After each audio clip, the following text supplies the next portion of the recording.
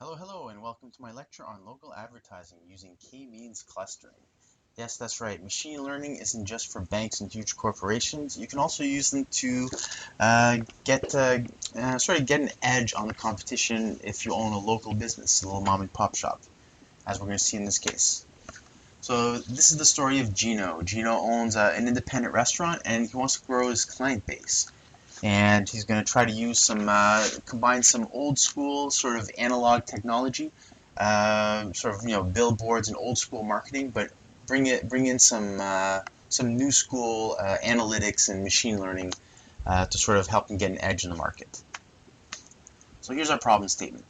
Gino wants to include billboards as part of his marketing mix. Right now he does online, he does flyers, coupons, advertising in different places, but he doesn't have any billboards. And he thought, you know what, billboards seem like such a good opportunity. Why not sort of take advantage of it? So, so he wants to ensure maximum exposure for his limited budget because it's only a small business. So the question is, where should he position his billboards in order to get the best bang for his buck? That's something that we can use machine learning to sort of help us with. But first, before we dive into that, we have to define our ideal customer. In this case, in Gino's case, his ideal customer, the sort of, the top 10%, the creme de la creme of his customers, because he doesn't want the crummy customers. He wants sort of the best clients that are going to be his most reliable business for years to come. And those are clients who order delivery at least once a week. That's how he's defining it. It's important to define your question very specifically because that will define the kind of answer that you get as a result of it. So in the restaurants AI.csv file, we have outlined all of these customers who order delivery at least once a week. And these are the kinds of clients that we're attempting to replicate through our marketing campaign. And using this R code, so we've sort of opened it up and we've used ggplot to sort of map it out. And you can see them all laid out on the map. So every single one of those red dots is a customer that orders delivery at least once a week to their homes. Now we have to figure out within this cluster, just try to eyeball it, where would you put the billboards in order to get the maximum exposure within this crowd? And this is a problem, this is an optimization problem that's kind of difficult for humans to do, but something that computers are very adept at doing. Before we talk about our strategy and how we're going to go do this, let's talk about what's the machine going to be thinking. So there's a couple different machine learning approaches to solving problems. One of them is called classification. So whenever you hear machine learning being discussed in the news, most of the time they're talking about some sort of classification algorithm. So a classification algorithm generally works like this. So let's say I have a database with 10,000 pictures of dogs, 10,000 pictures of birds, 10,000 pictures of horses. And then I add an image to this pile and I don't tell the computer what it is. I say, tell me what variety of image is this? Classify this image for me. And it'll pick dog, bird, or horse. And most of the time that works fine. But there's a few problems with this. For example, what if I show a picture of a fish? Where is it going to be classified? That's a problem that's very difficult for a classification algorithm to solve. And there's a few different approaches you can take to solving that. One of them is you could have thousands of scientists all over the world. One of them, if you're dealing with millions and millions of different species, there's millions of different species out there, and there's new species being discovered every day. So you could have teams of scientists all over the world working around the clock, classifying and taking pictures and taking measurements of different species and classifying them, and then adding that to the classifier, and the classifier is constantly learning from this learning set. So that's one approach you can take, and there's advantages and disadvantages to it. Another way you can go about it is something called clustering. So clustering, what you do is you just take a whole bunch of animal pictures or a whole bunch of data and you throw it all into a gigantic bucket. And normally in a classifier like dog, bird, and horse, these are all sort of things that are arbitrarily invented. They're categories that are arbitrarily invented by humans to some extent. And instead, what you would do with a clustering algorithm is you give them all this data and you say, you know what? Dog, bird, horse, these are things that are defined by humans. I want you to define species for me. Look at this data, and I want you to classify this data into what you think are species. At what point do you think these different data points sort of diverge and become their own category of thing?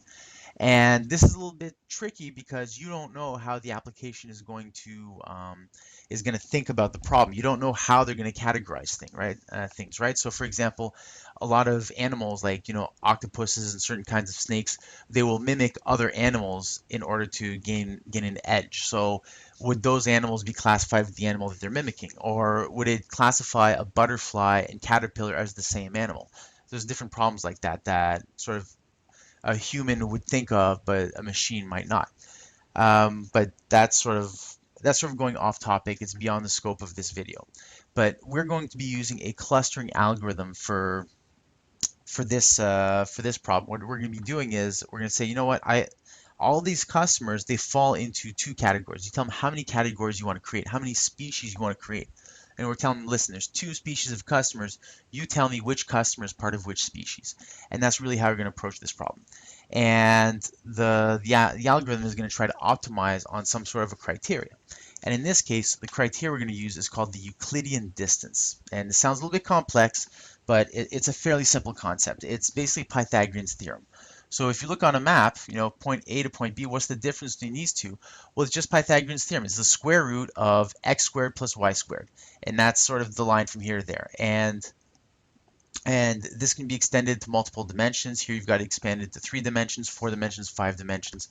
You can go as far as you want with this. But what we're trying to do is minimize the Euclidean distance between the billboard and any one of the specific points. So over here you see sort of k-means clustering in action. What it does is it creates what these things called centroids. And the centroid is basically each category or each species of dot. And the algorithm is trying to find the best location for these centroids in such a way that it minimizes the distance between the closest point and the centroid. And if you add the sum of all the squares of all the distances, then it's going to optimize for the smallest possible number. And I know it's a little bit complicated to think about right now, but that's basically what it does. It's a two-step process. So first it finds the centroids, so the best point to classify them. And then once it's created these classifications, it sort of groups them into each dot into its own species or its own classification. And that's sort of the idea behind k-means clustering. So not only does it classify, but it also defines what the categories are. So in this case, we've got the R code over here. If you're an R programmer, you can just copy and paste this into R and you can actually see the results for yourself. But we've asked it to create a k-means cluster based on the latitude and longitude of each customer. And we've asked for two categories because there's two billboards. And it's clustered the data into two different categories. So according to the algorithm, it sees two species of clients, the red species and the green species. And it's sort of optimizing for this total sum of squares, is trying to make this number as small as possible, and that's how close it got. Now the sum of squares, because I'm not too familiar on sort of geolocation data about, I'm not too sure the Euclidean distance. I'm not too sure how that translates into kilometers, so I'm not going to make suppositions. But you could figure out a way to convert this to kilometers and figure out how close the average distance in kilometers is, sort of as the bird flies to the location of the nearest billboard. And over here, this R code is going to plot the centroids, which is basically the center of mass for the two categories of customers on the map. So it's telling you should put a billboard here and you should put a billboard here, and that's going to give you the highest exposure to what you currently define as your most desirable customer base. And that's where the algorithm is sort of suggesting that you put your billboards, and you can get exact latitude, longitudinal coordinates to that, and you can go out and you can find where's the closest billboard that you can go out and rent. And if you overlay the actual customers over the billboard, you sort of see here that it's sort of the center of mass, as I was saying before, of all these different points. And over here, you see this point over here. Is it closer to this billboard, this billboard? Well, it's already figured out the Euclidean distance, and let's figure out this one's closest. If I add a new point over here, what the algorithm would do is it would measure what's closer, this one or this one. If it's closer to the red, the dot would become red. If it's closer to the blue, the dot would become blue. And that's how the k-means clustering algorithm works in a nutshell. So what happened as a result of this? Well, let's suppose that Gino went to his investors and explained what he intended to do, and they were very impressed with what he had in mind, and they decided, you know what, we're going to give you a loan because we really appreciate your data-driven approach and your objective way of approaching this problem. This very math-oriented way to sort of minimize waste as much as possible. Not only that, but there's another surprise as a result of that is that this approach is recommending that Gino purchases billboards in off-peak areas. So as a result of that, because of the off-peak areas, then you can actually get better billboards for a lower cost, and you can actually rent more billboards this way, which is very good news for Gino. And what does he do as a result? He decides, you know what, instead of 2 billboards, why don't I go out and rent 6 of them? So over here we've reworked the clustering algorithm for 6 clusters instead of 2. So now there's 1, 2, 3, 4, 5. Yeah, 1, 2, 3, 4, 5, 6 billboards, each one with their own associated cluster. And you can see how each cluster is sort of the center of mass around each group of customers. And that's a direct result of the k-means clustering algorithm. So not so fast. So this solves the problem of how to get the billboards as close as possible to your most desirable customers, but it doesn't solve the problem of how to optimize the ROI on your investment. So you still have to treat this as any other market test. So you have to set, a benchmark. So where you are now, where do you want to be in the future? You have to set SMART goals. You have to set objective metrics that aren't going to change. So you have to sort of figure out what's the single most commercial metric that you can track for this, and sort of focus on that metric and try to move that needle. Don't go changing, don't go moving the goalpost depending on your results to give you the best possible looking outcome. Yeah, the worst lies you tell are the lies that you tell to yourself. This is a really good opportunity for. There's also going to be some randomness in the data that you have to control through appropriate testing. So this is a really good opportunity to use t-tests. You have to worry about attribution. If you're using different marketing tactics, they're going to be working together. You have to figure out which customers came to you because of the billboards, which customers came to you because of flyers, which customers came to you because of Facebook. So you have to worry about attribution, figuring out how those customers came to you. And there's different ways that you can go about that. Another thing you have to keep in mind is that as your customer base grows within your most desirable metric, these centroids, they are not going to stay in the same spot. With normal clustering algorithms where a human is defining what the different categories are, those categories stay fixed. A dog does not change to something else in the future. But that's not the case with clustering algorithms. As you accumulate more data, these centers of mass will sort of adjust themselves and move around the board. And you have to decide in advance, what are you going to do when that happens? How are you going to respond to that? Another thing is that if you wanted to, you could create more complex models. You can add another dimension associating the cost of the billboard as a function of distance. You could add another dimension as adjusting for the total lifetime value of each customer.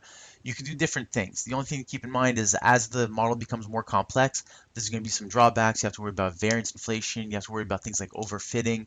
You have to worry about having difficulty explaining the rationalization of data, rationalizing why you're making different decisions based on the data, because the data becomes less interpretable. So there's drawbacks, there's pluses and minuses to every decision within this. So a good fundamental rule is always to try to make the data as complex as it needs to be, but no more complex than that. But this sort of gives you a good foundation that you can build on in terms of using data science to sort of figure out what your display advertising, your billboard advertising model is going to be.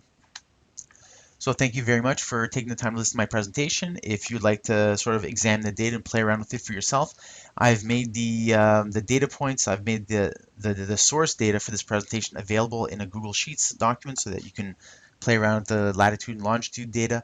And also for the R data and also the presentation itself, I've made the sheets available to be shared with anybody who's watching the video. You can see it in the descriptions.